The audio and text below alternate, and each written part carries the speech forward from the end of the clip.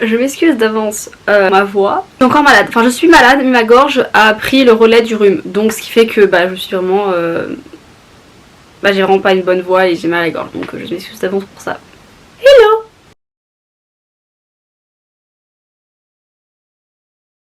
On se retrouve pour une nouvelle vidéo après un mois d'absence.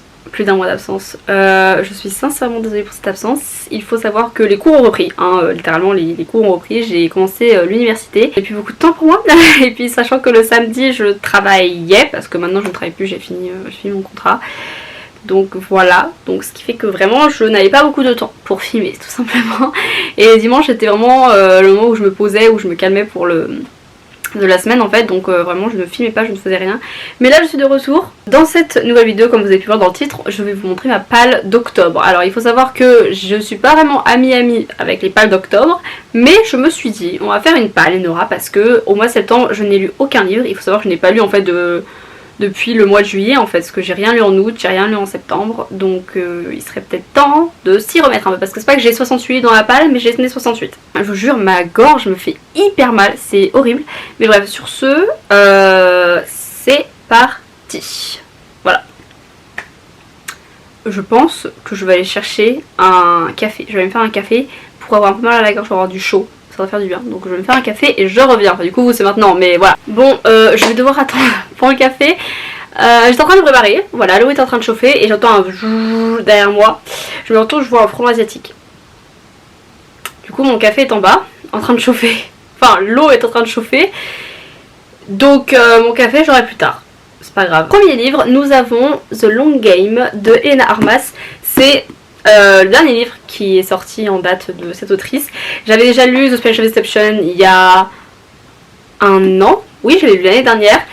Et j'ai lu The American Romance Experiment également l'année dernière en septembre. Et là, il y a le dernier livre qui est sorti. Trop contente de l'avoir. J'ai beaucoup trop hâte de le lire parce que Helena Armas, cette autrice, c'est une de mes autrices préférées. Genre vraiment, j'ai lu juste Special Deception, je me dis c'est sûr, c'est une de mes autrices préférées. Et ensuite, j'ai lu The American Romance Experiment et je me suis dit c'est sûr, c'est une de mes autrices préférées. Et là, celui-là... on est sur, il me semble c'est une sorte d'Enemies to Lovers à peu près, proximité forcée. Son voisin, il me semble. Je sens que lui c'est un cat lovers, Cameron, donc voilà. On est sur une petite small town aussi, donc vraiment plein de vibes en fait qui sont bien, et une petite vibe vraiment automnale, parce que pour moi les small town romance ou les small town tout court, pour moi c'est l'automne. Et donc là je me suis dit, quoi de mieux que de lire ça en automne. Donc du coup, donc voilà, le premier livre, The Long Game de Helena Armas. Voilà. J'ai mon café, c'est bon, par contre c'est flou. Voilà, c'est bon, j'ai mon café, voilà, tout va bien, par contre c'est encore chaud. Je sais même pas où je vais le mettre, si vrai je vais le mettre là. Normalement, j'ai trop peur qu'il tombe. Attendez, on va changer de place.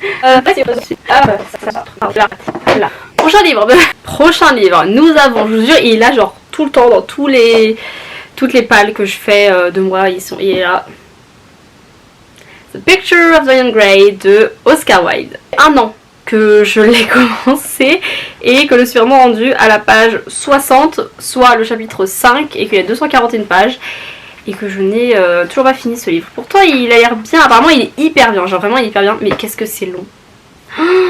Ça prend tellement de temps. En fait l'histoire a l'air bien, genre même moi je le sens quand je le lis, je sais que ça a l'air bien, mais qu'est-ce que c'est long, c'est fou. J'en peux plus, il faut qu'il se termine et il faut que je termine quoi, genre vraiment c'est... Il faut que je termine parce que j'ai pas le choix, là, vraiment sinon... Je sais pas quand est-ce que je lirai, mais voilà. Sinon un truc que j'adore sur ce livre c'est la floppiness, voilà, sinon ce livre pour l'instant... non, c'est bon, mais bon. Bref, prochain livre. J'ai acheté l'année dernière 2 livres, de toute façon vous voyez qu'il y a un trou ici. L'année dernière j'ai acheté 2 livres, dont celui que je vais vous montrer ici, que j'avais acheté spécialement pour l'automne, et que parce que je voulais trop les lire, je me dis je vais les acheter pour l'automne, parce que c'est vraiment la vibe et tout.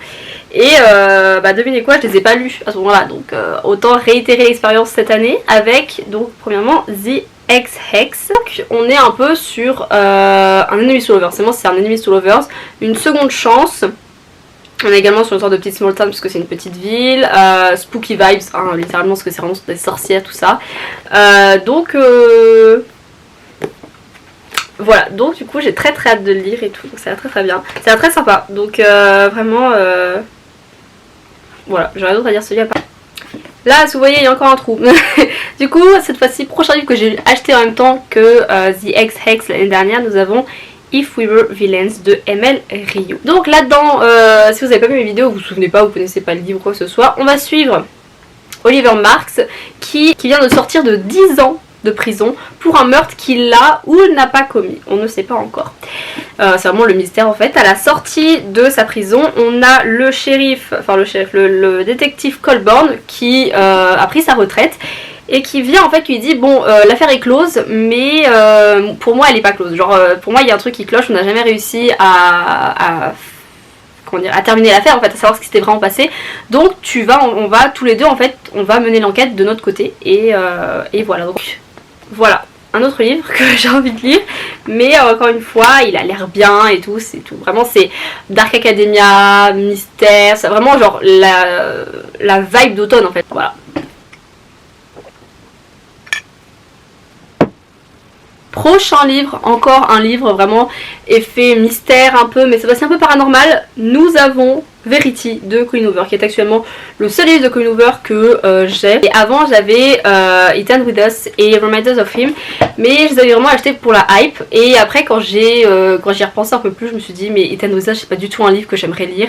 Et pareil pour Reminders of Him, parce que c'est vraiment des livres en fait où c'est pas des livres pour s'échapper, c'est vraiment des livres pour se rendre compte d'un truc dans la vie. Donc moi je me dis non, on est sur une histoire un peu plus de paranormal et tout, donc je me suis dit why not. Et apparemment il est très bien noté, tout le monde dit que le plot twist est incroyable, donc c'est vraiment la vibe d'automne, vraiment tout ça. Pareil, il y a à peine 300 pages quoi, il y a vraiment 314 pages, c'est rien. J'ai vraiment que des livres en fait ils sont petits, à part le If We Were Villains qui fait plus de 400 pages, mais à part ça en fait ils sont petits mes livres. On part vraiment sur du mystère, du paranormal, à moitié un thriller il me semble, un peu de trucs comme ça, donc voilà. Je sais qu'il y a aussi une team lettres ou team manuscrit, donc je sais pas trop c'est quoi cette vibe là, mais on verra bien. Mais du coup autre livre que je veux lire aussi en octobre. Là attention, je vais vous montrer un livre que vous n'avez jamais vu encore dans une vidéo pâle, c'est totalement faux. Nous avons Twisted Lies de Hannah Wang. Alors vous allez vous dire Enora, tu les mets tous les mois, qu'est-ce qui se passe? Parce que, alors là par contre j'en ai rien à faire, je vais dénoncer Asia. Ça fait plusieurs mois, on devait lire en mars il me semble, avril on devait lire Twisted Hate. Je l'ai lu, elle a pas réussi à le lire parce qu'elle aimait pas trop, le début elle était rendue au chapitre 9 il me semble, et elle aimait pas du tout, donc elle l'a arrêté et elle a dit je recommencerai plus tard. Je suppose que si vous voyez que ce livre est ici, c'est qu'on a toujours pas lu, et vraiment ça commence à m'énerver. J'en ai rien à faire, je balance, parce que ce livre là je pense que ça va être un de mes livres préférés de la série avec Twisted Games. Et j'aimerais bien, par contre il pèse une tonne par rapport aux autres livres, c'est un truc de ouf. Et du coup j'aimerais bien le lire, 160 pages, d'accord. Et j'aimerais bien le lire parce que vraiment la King of Sin series je voulais la mettre du coup, attendez.